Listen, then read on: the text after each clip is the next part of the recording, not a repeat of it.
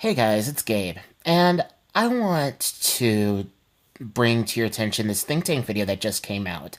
It is talking about how more men are starting to come forward about being falsely accused of rape, and they're starting to file lawsuits because of defamation of character.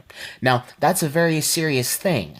Let's see how think tank manages to screw this up.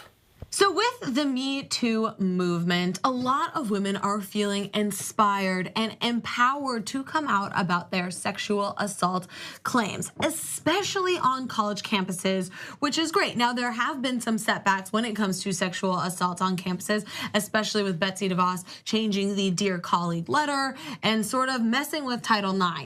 Okay, I'm not going to claim that I know anything about the Dear Colleague letter or Title IX or any of that stuff, but usually when the Young Turks are against something, then what I'm about to say is usually true.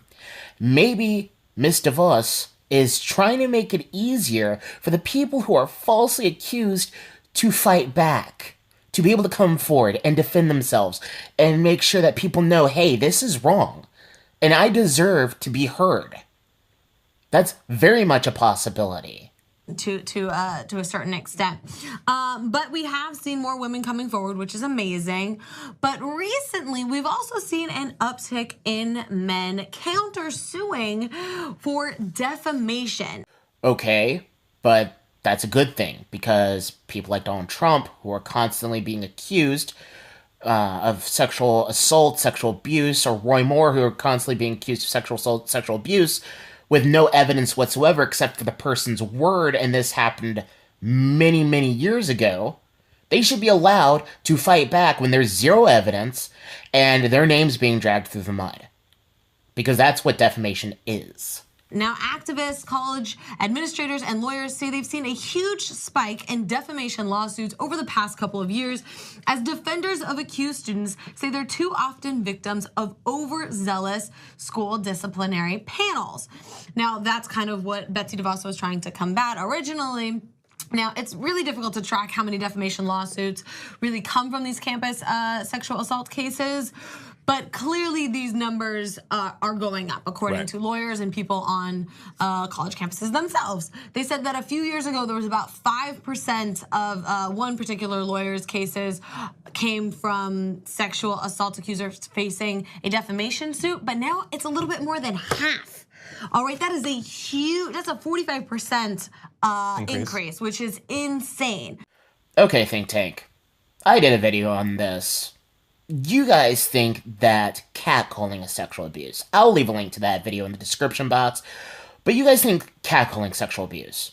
So, with the rise of feminism and people calling the most minuscule thing sexual abuse or sexual assault, you wonder why men are coming forward with lawsuits to combat these false accusations of stupidity. Now, this is really, really important for a number of reasons, right? Because one, obviously, if somebody is falsely accused, like we know that their name can be dragged, but that number is so small. In comparison to actual not. Yeah, exactly.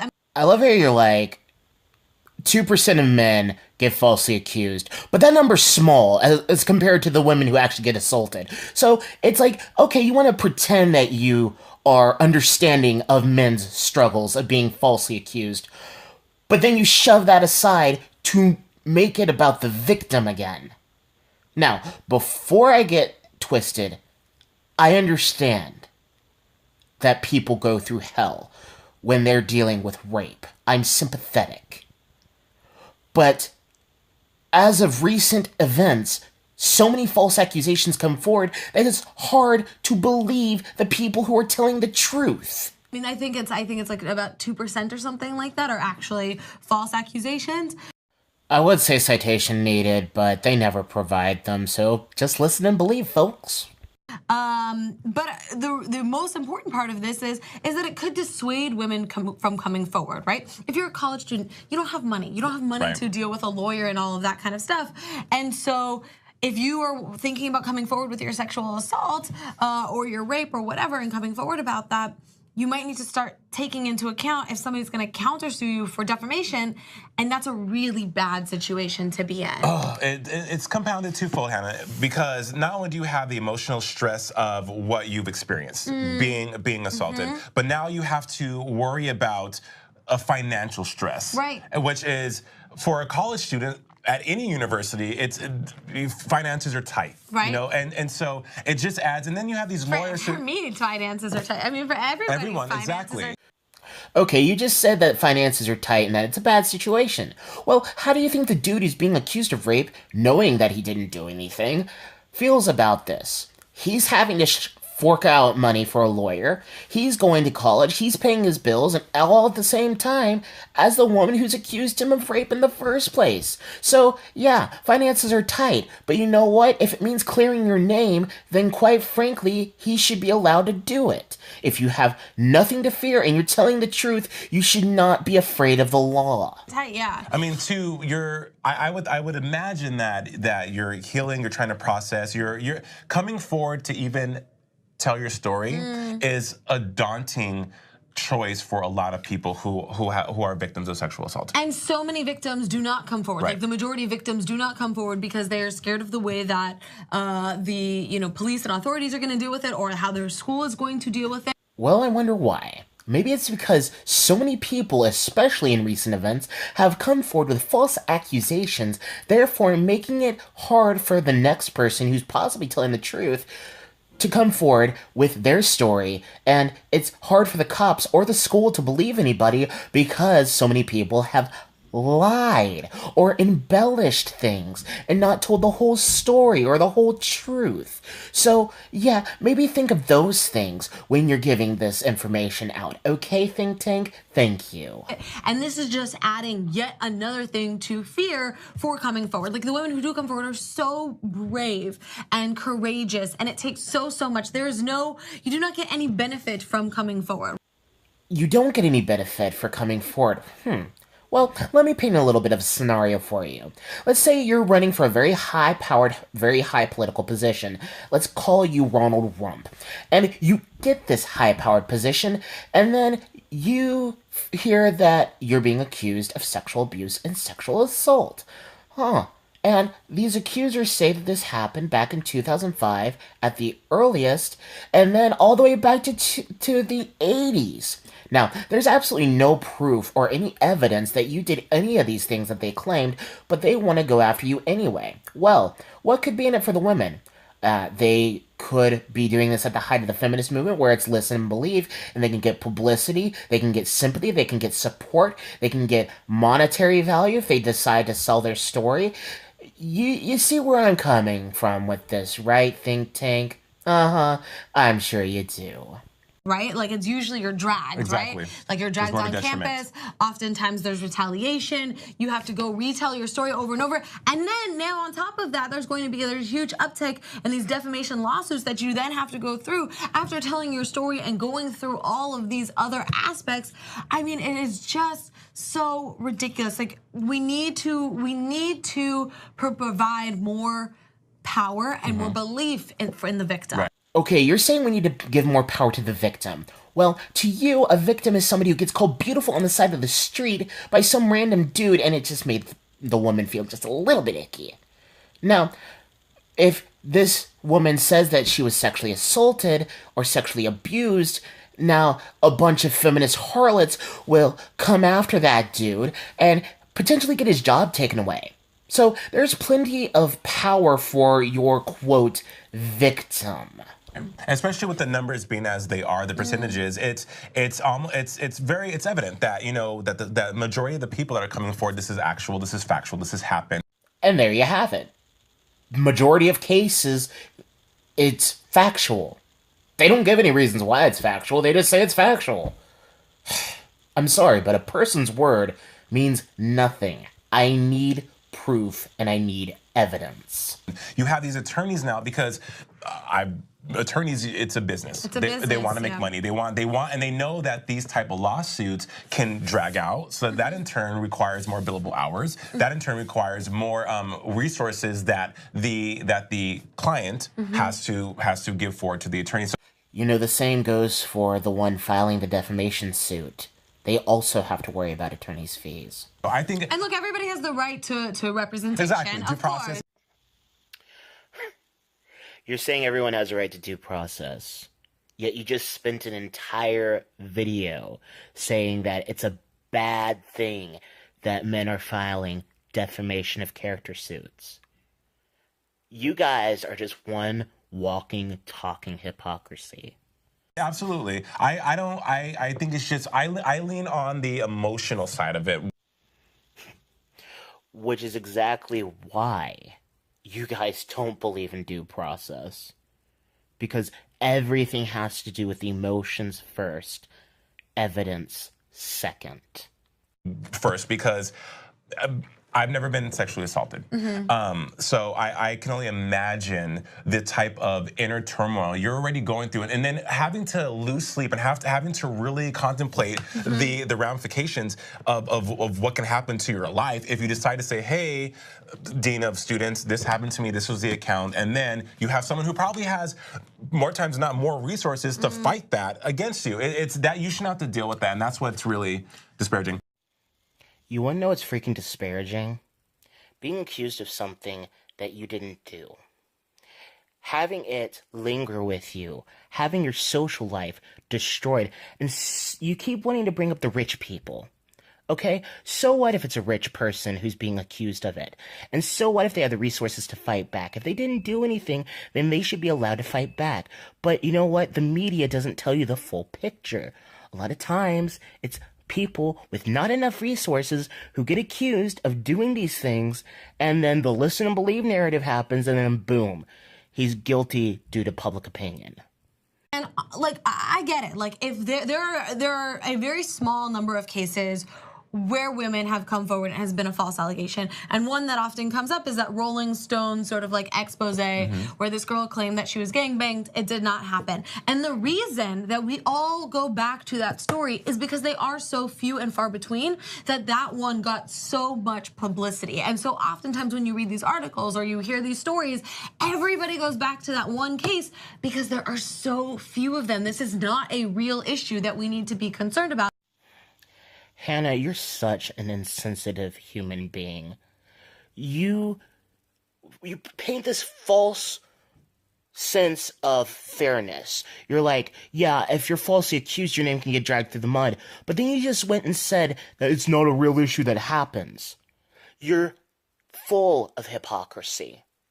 And you want to talk about the big players, the men who have the resources to fight this stuff, and they're usually going after college students. First off, give me proof. Secondly, Duke lacrosse. Those were college kids being accused by some bar worker of sexually raping them when it didn't happen at all and it was proven false. Do you think those guys had the money? No, they did not. Shut your mouth. And honestly, when we get into these sorts of situations where we're talking about, like, what about the men who have been falsely accused? What about men? What about da-da-da?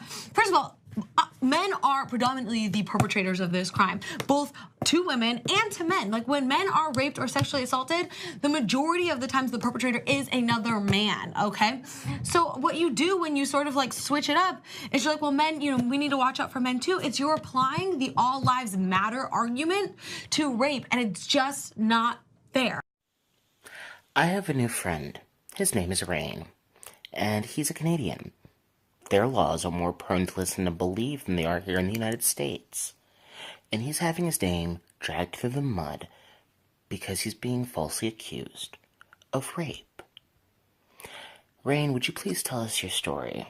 We would all love to hear it. Hi Gabe, this is Rain, not Ryan. That's okay though. I apologize in advance for my audio quality, so hopefully that can be edited at some point.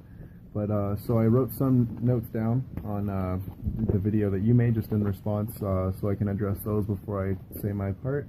The problem with sexual assault has always been handled. It's always been handled by character witness, because women had always been, said that it is untrue and stuff like that. Because oh well, he was such a great guy. There's no way he could ever do that, and so now we have built this whole empathy-based society, which is great to some degree, obviously. But there also isn't always evidence of defamation, which people will never give that benefit of the doubt because that's not where we are at this part anymore. The statistical insignificance of defamation cases shouldn't be brought up the same way it shouldn't be brought up to discredit victims of assault, because if there was any way that we said, oh, well, only this % of women are assaulted, so your assault doesn't really matter, that wouldn't really stand well in social standards, really. The system will be unfair and will continue to be unfair until it's changed completely. It's unfair. It was unfair to women before because they were discredited so frequently, and it's unfair to men, it's unfair to victims before, and it is currently unfair to the accused now. People would argue that those who are accused don't need fairness, but in the event that there's false accusations, there needs to be some sort of fairness, right? It'll be unfair until it's changed completely, and we need to believe victims as much as we believe victims of defamation, because it's a problem, and claiming that it isn't a problem because of the percentage is not right. It's not accurate. Catcalling is harassment, not abuse. It's abusive behavior, but it's not abuse. It's harassment. And it shouldn't be done. And we all know that most people aren't calling girls beautiful on the street anyways. That's not what we're referring to when we say catcalling. As far as assault on schools concerned, that needs to be taken really seriously, because people need to be safe in everyday life. It's supposed to be taken seriously regardless, is what I'm trying to say, but going about assault like assault isn't the worst part of it is a bad way to think. The number 2 problem with assault is defamation. The number 1 problem with assault is assault. The power of the victim cannot often be identified by real victims, because if they're negatively affected by the assault, but those who are faking an assault can generally know their own power just because they're lying to begin with, and they have a motive behind what they're saying anyways. So in that specific case, those are usually the only people who can identify the power of a victim, because most victims feel powerless. It's just kind of how it goes. Lawyers actually don't want lots of cases like that stretch out over that period of time. I got that from Mr. Carlo Tittarelli. He's a civil lawyer, because I guess their bosses, they need to fill quotas for how many cases they do in a year, and if they're stuck doing one case for a really long time, even if they make a lot of money, their bosses aren't happy with them. So lawyers actually don't like tackling these kinds of cases. We as a society have cared so little about each other's individuality and emotions that we've felt the need to combat that with mass amounts of empathy, which makes sense. But with that being said, it's still an unfair system at the moment because we're so empathy based. And I think that we're making the right steps in the right direction, except we need to start considering things, in my case, the false accusations, sooner than we have been, because I happen to just be the first victim of many in my specific case. Everybody is capable of evil, every human is, and that's why we need to be adjusted, and we're in a purgatory of old ways and new ways. So until we find the crisp, clear way to handle assault in the future, we're going to be stuck with this he said, she said shit until it's done.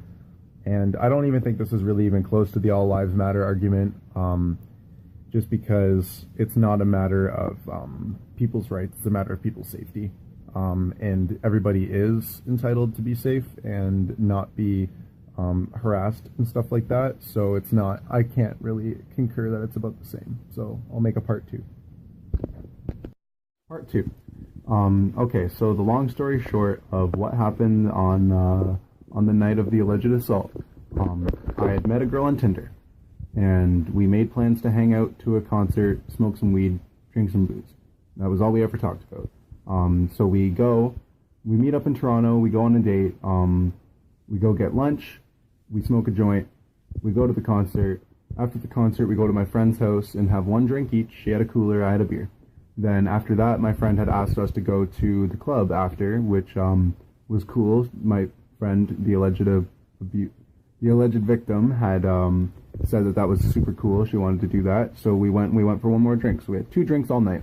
So then on the way back, because we only had to stay for 1 drink because we had to go back to Hamilton that night, and the train stopped at 11 o'clock, so or 12 o'clock or something. So we are walking back to the train station, and we're being flirty, holding hands, kissing, stuff like that.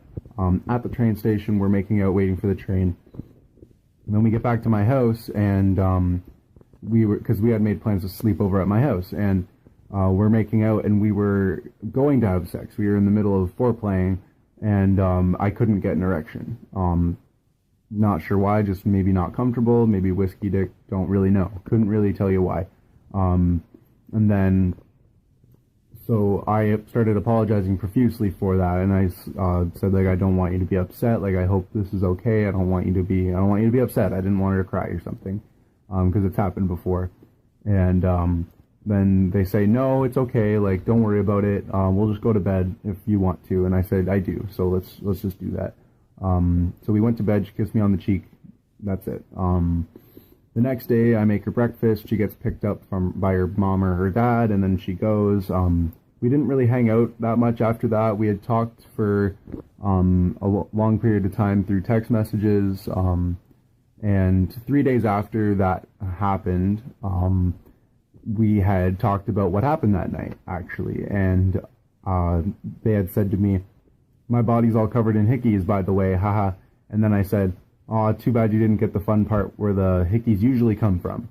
And they asked me, well, what's the fun part? And obviously I was talking about sex. I didn't think I had to explain that, but luckily I did have to explain that. And I said, well, sex usually, haha. And then they said, well, I hope we get to try again. I hope I didn't push too hard or something.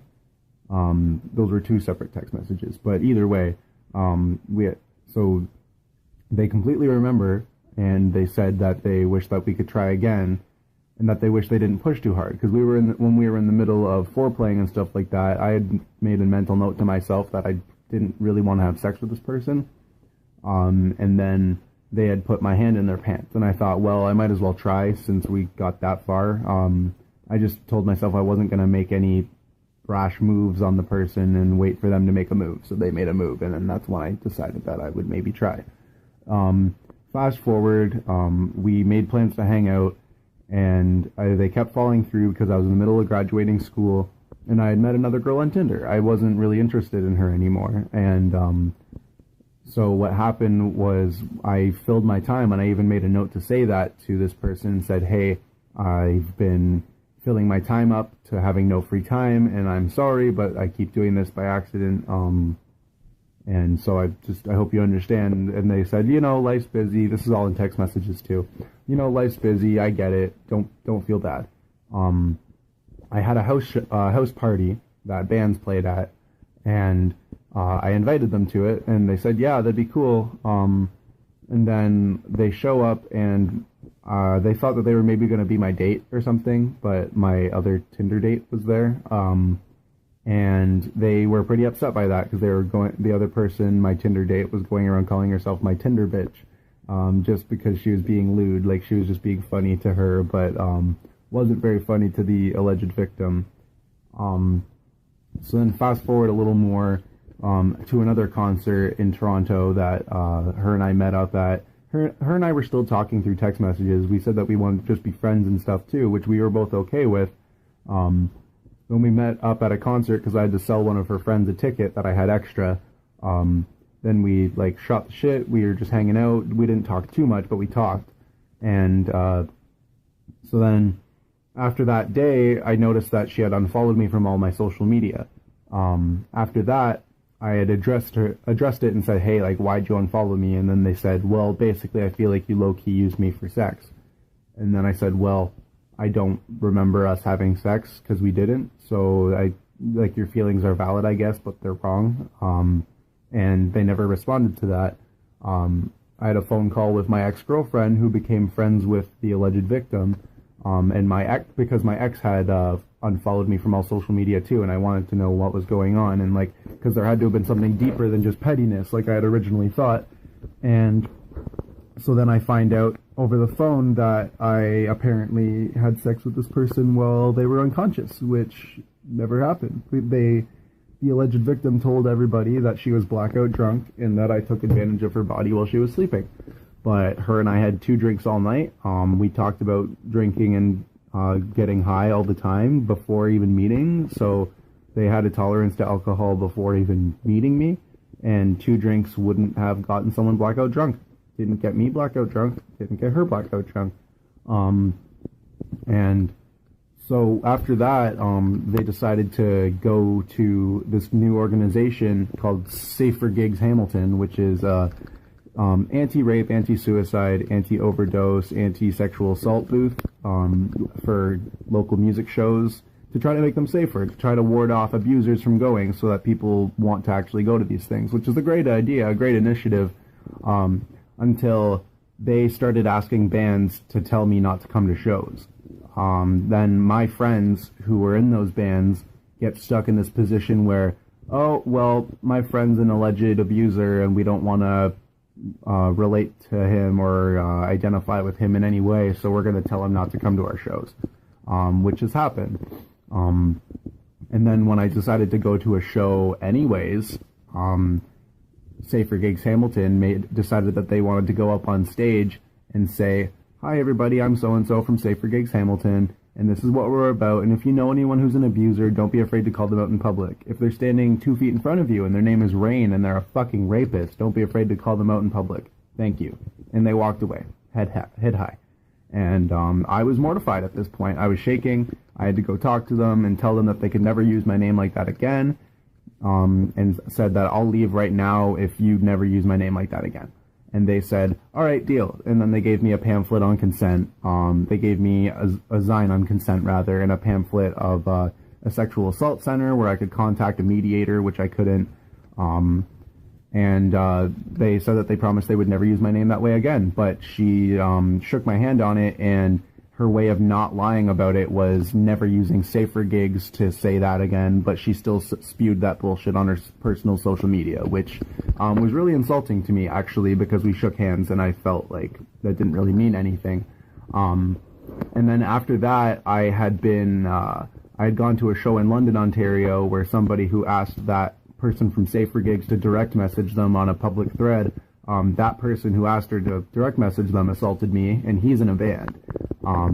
And I used to support that band, and I no longer do.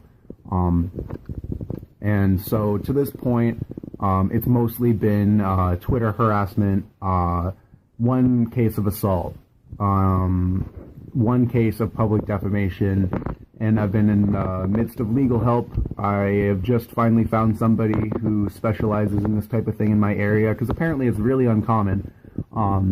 So hopefully this will all be wrapped up by the, I don't even know. I wish I could actually have a firm stance on how long it's going to take, but I have no idea. So that's my story. I hope this is probably one of the least damaging stories of all of them. It's a really weird case because they never pressed charges. If it was a matter of them pressing charges and I had to defend myself, I'd be totally okay in the court of law because I have my proof. But I wouldn't want to wish that upon myself anyways, because anything can happen in criminal court. So thanks for your time, Gabe. That's my story. I hope other stories are less tragic. I hope the ones that are more tragic get better. Thank you. Thank you very much, Ryan. I appreciate that. Also, Bering covered this video as well. While I was in production of this video, he put out the same thing. And he thankfully did the research on those stats that I didn't have about the percentages of false rape accusations. So I'm going to play that clip for you right now. So I thought I'd have a closer look into the legitimacy of these 2 statements. It is difficult to find statistics around sexual assault that aren't lumped in with rape statistics. When dealing with these combined stats, it is common to hear the one we've just heard, between 2 and 8% of accusations are false. So I'm going to assume we're both talking about combined sexual assault/rape stats. Now, according to the NSVRC's false reporting overview, between 2 and 10% of reported rapes are proven to be false. But let's go with the 2 to 8% range that you suggested and adopt 5% being the median. So here's 100 little grey men. The green men represent accusations that were proven to be false. Now, according to Rain's criminal justice system statistics, 7 out of 310, or 2.25% of reported rapes lead to a felony conviction. So the red men represent accusations that led to a felony conviction, or in other words, they were proven to be true. The accusations against the grey men left in the middle were neither proven to be true or false. So going back to our two statements, the first statement, sexual assaults in terms of the accusations are usually real, doesn't stand up to scrutiny. Only 2.25% of accusations lead to a conviction and therefore are demonstrably true. And the second statement, the number of false accusations are statistically not as significant as the alternative, doesn't stand up to scrutiny either. Aside from the fact that there's more than one alternative, the statistics show that there are more accusations proven to be false than there are accusations that lead to a felony conviction. And there you have it. Thank you guys so much for watching this video. I appreciate it. Thank you again to Rain for his thoughts and him telling his story. I will leave a link to his Twitter and to the live stream that he did with Minding Freedom in the description box below. Thank you to Bearing for letting me use a clip of his video. I will leave a link to his video down below, but I'm almost certain that a lot of you have seen it already. Hope you guys have a great day. If you like this video, please hit the like button. Please leave a comment down below telling me your thoughts and your opinions. Please hit the subscribe button if you haven't already, and hit the bell because, again, our YouTube overlords like to make us subscribe twice to channels now. Hope you have a great day and a safe day. And, again, I'm so grateful that you guys have chosen to watch my channel. God bless. Bye.